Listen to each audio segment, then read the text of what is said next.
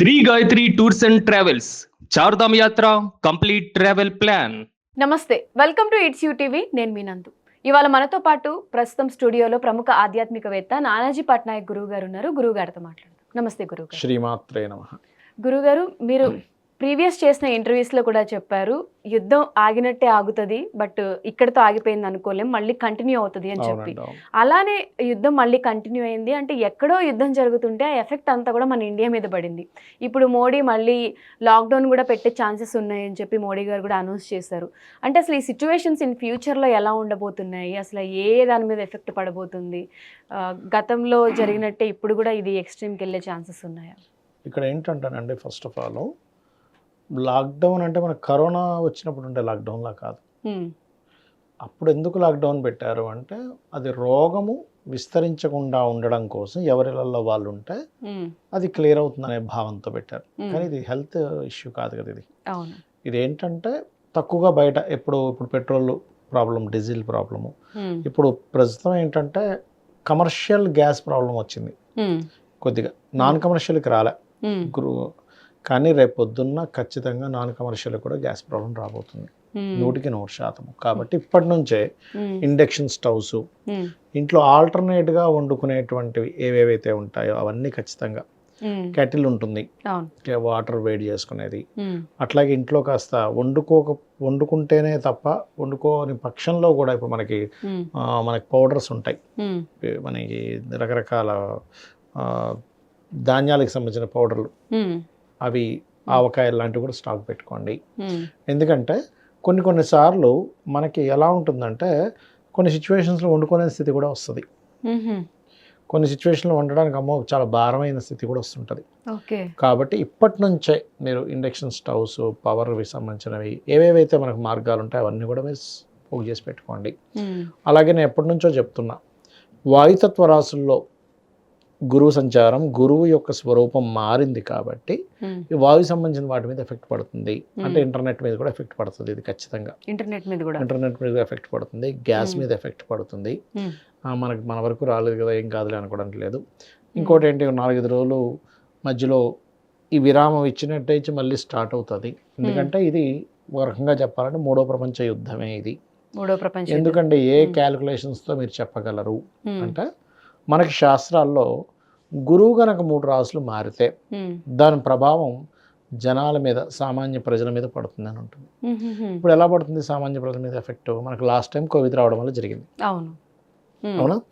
మనకి ఇంకోటి ఏంటి, ఎప్పుడూ కనీ విని ఎరుగనట్టుగా మనకి పంచగ్రహ కూటమి ఏదైతుందో 3 సార్లు వచ్చింది మనకి ఈ 2026 సంవత్సరంలోనే.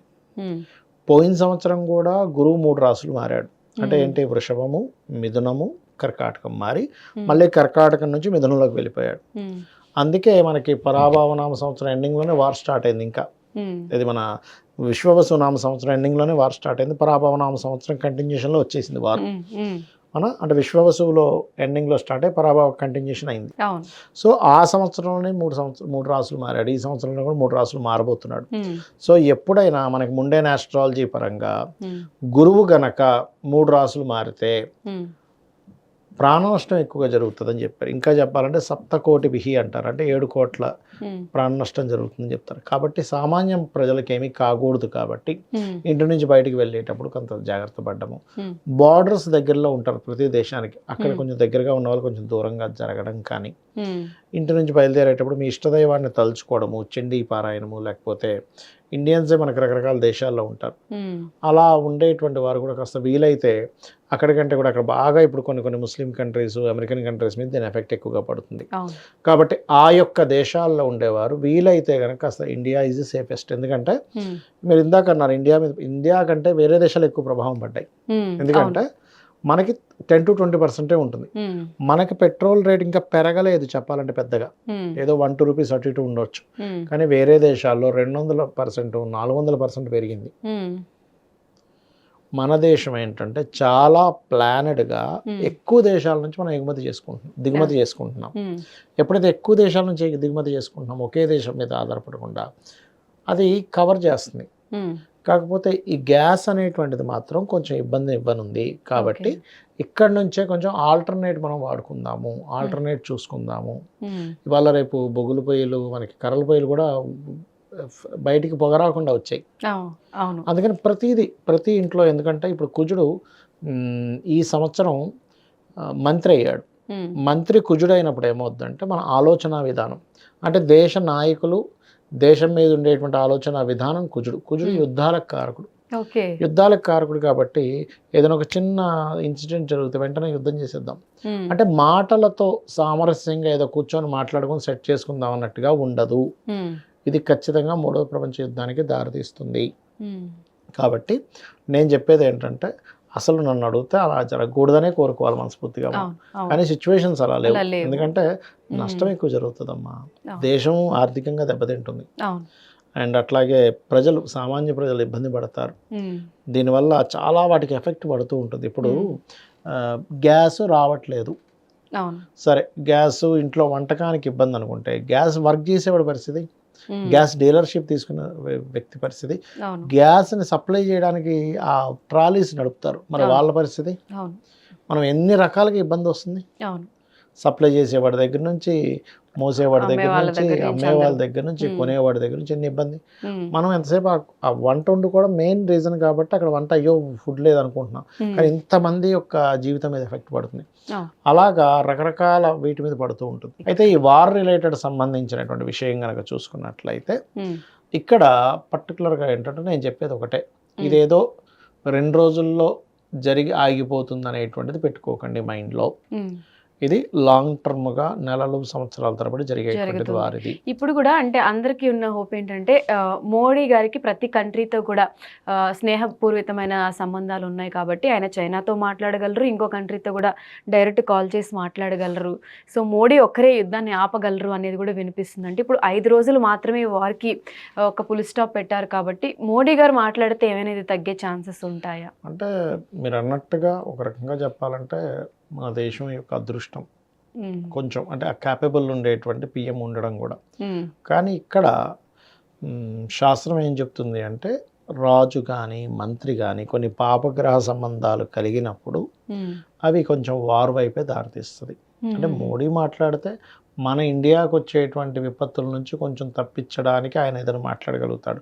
కానీ వేరే దేశాలు రెండు దేశాలు ఇప్పుడు సేనాధిపతి చంద్రుడు అయినప్పుడు ఎలా ఉంటుందంటే, ఇప్పుడు చిన్న ఎగ్జాంపుల్, మిమ్మల్ని ఎవరేదో అనేసారు, ఏదో కొట్టేశారు, ఏదో చేశారు, ఉదాహరణకి సారీ చెప్తా అంటే మీరు ఊరుకోరు. నువ్వు నా దెబ్బతిని ఫస్ట్ తర్వాత సారీ చెప్పుకున్నాను, నేను నీకు సారీ చెప్తాను, నాకు సారీ చెప్పంట, అంతే కదా. ఎందుకు ఊరుకుంటారు? నువ్వు గిల్లేసి నువ్వు సారీ చెప్తా అంటే సరిపోతుందా అనం కదా. అట్లాగే ఎలా ఉంటుందంటే, సేనాధిపతి చంద్రుడు అయినప్పుడు చిన్నపిల్లల్లాగే ఉంటుంది. ఆర్మీ రిలేటెడ్ ఈ ఉద్దేశాలు కానీ ఈ నిర్ణయాలు కానీ ఇప్పుడు ఆపేసామంటారు, రేపు పొద్దున మళ్ళీ బాంబు వేస్తాడు. ఇప్పుడు మీరు గమనిస్తే కనుక ఇప్పుడు ఉన్నటువంటి ఈ యొక్క ట్రంప్ గారి పరిస్థితి అలాగే ఉంది, చిన్నపిల్లల్లాగే చేస్తున్నాడు ఆయన కొంచెం. కాబట్టి ఏంటంటే సేనాధిపతి ఎప్పుడైనా చంద్రుడు అయినప్పుడు ఇలాంటి ఫలితాలు వస్తాయి. మనకి మంత్రి కుజుడు అయినప్పుడు యుద్ధ సంబంధించినవి పెరుగుతూ ఉంటాయి. అంటే గురుగారు, ఇప్పుడు మీరు చెప్పే ఈ శాస్త్రం అంతా కూడా అన్ని కంట్రీస్ కి వర్తిస్తుందా లేకపోతే ఇండియాకి ఒకటేనా? ఎందుకంటే అన్నిటికీ వర్తిస్తుంది. అక్కడెక్కడో 2 కంట్రీస్ మధ్య యుద్ధం జరిగితేనే ఆ ఎఫెక్ట్ ఇంత పడింది. అంటే ఇలాంటి ఎఫెక్ట్ వల్ల ఇండియా మీద కూడా ఇప్పుడు ఒక అమెరికాకి సంబంధించిన ఒక ఆయన కూడా కమెంట్ చేశారు. మనకి ఇంకా చెప్పాలంటే పెద్దగా పడలేదమ్మా, వేరే దేశాలు అల్లాడిపోతున్నాయి అక్కడ. అసలు మీకు 100 రూపాయలు ఉండేది 400 అయిపోయింది పెట్రోల్ అక్కడ, తెలుసా మీకు? 100 రూపీస్ 400 అయింది. మనకి ఇంకా అట్లా ఏం రాలే, మన పరిస్థితులు బాగున్నాయి చెప్పాలంటే కొద్దో గొప్ప.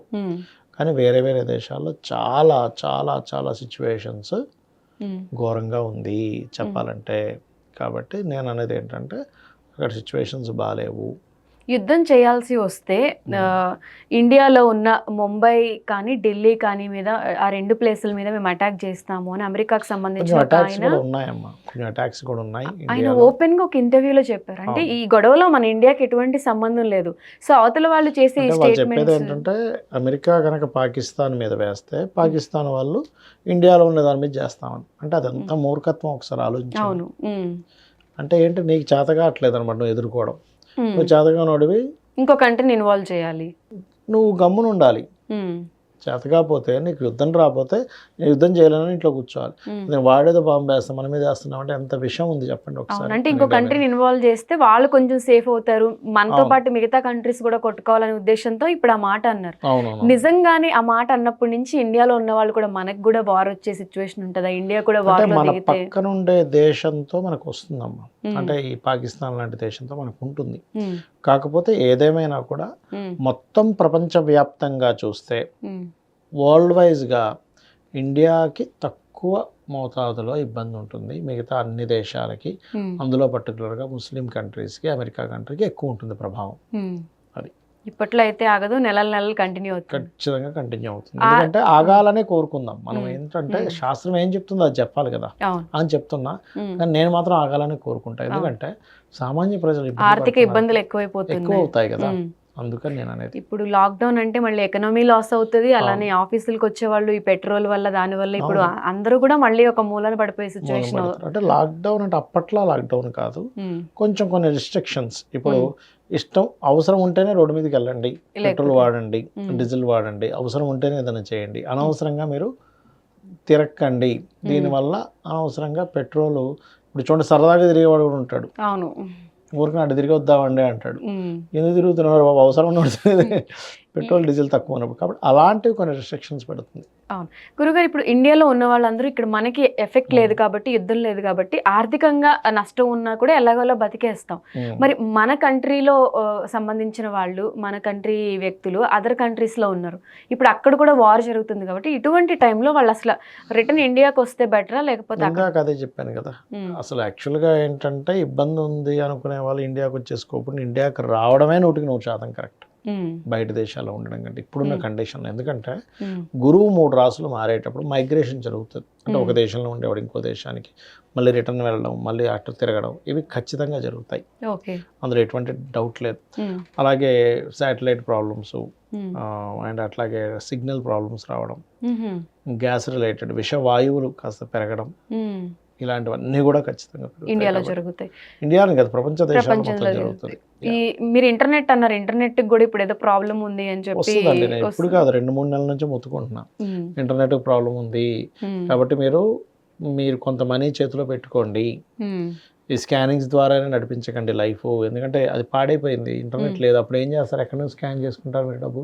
ఓకే, అంటే మనము ఇన్ ఫ్యూచర్ లో ఇంటర్నెట్ అంటే ట్రాన్సాక్షన్స్ చేసుకునే నెట్ కూడా ఉండదు. అలా కాదమ్మా, ఇప్పుడు మీరు అసలు క్యాష్ పెట్టుకోవట్లేదు, మొత్తం స్కాన్ మీద తిరుగుతున్నారు. ఒక 4 రోజులు ఆగిపోతే పరిస్థితి ఏంటి? మీకు ఇబ్బంది పడతాం, కష్టం. నీరు కొనుక్కోవాలన్నా మీరు స్కాన్ తోనే కొనుక్కుంటున్నారు, వాటర్ బాటిల్ ఏం కొనుక్కోవాలని ఏందని. అదే క్యాష్ ఉంది అనుకోండి చేతిలో, అప్పుడు పరిస్థితి ఏంటి? కొంచెం సర్వే అవుతారు.